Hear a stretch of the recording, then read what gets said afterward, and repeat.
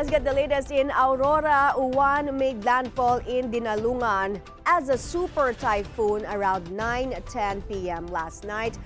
Ian Maghanoy joins us on the line. Ian, Uwan hit Aurora at its peak intensity, winds of 185 kph. Kamusta ang Aurora? Kamusta kayo dyan?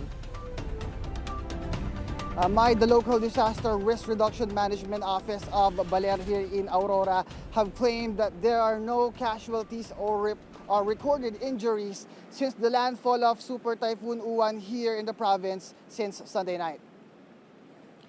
According to local disaster chief Arturo Molina Jr., while there were no reported casualties and injuries, the huge storm surge affecting their coastal areas destroyed two of its seawalls on Barangay Tibag and Barangay Digisit.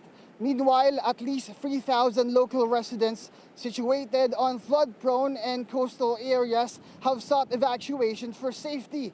The local authority likewise said strong winds with minimal rains have been felt since the super typhoon's landfall here last night at around 9 or 10 in the evening, explaining that the onslaught of Typhoon Pepito last 2020 was way more destructive compared to today's Super Typhoon Uwan.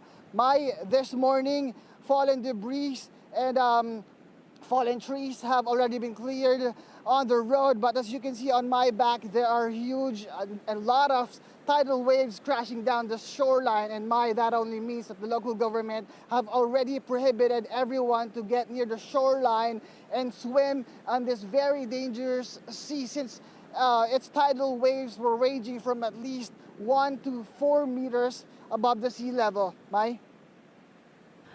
We're receiving reports from the town of Dipaculao where a major road leading to Casiguran suffered extensive damage.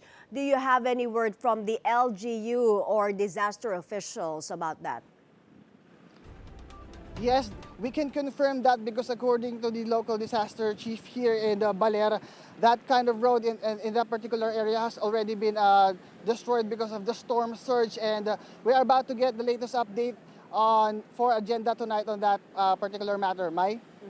Ian, a lot of people were caught on video showing them watching along the coastlines, despite the storm surge warnings and even as huge waves were coming to shore. Hindi ba nagpatupad ng mandatory evacuation sa mga areas na yan?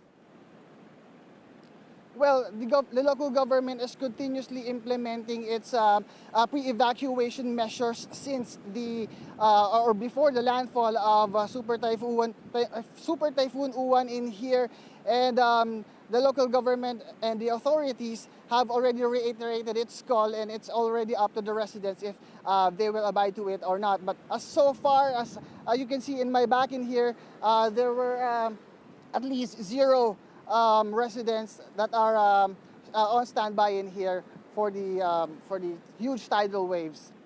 All right, maraming salamat, Ian Maghanoy, live from the province of Aurora.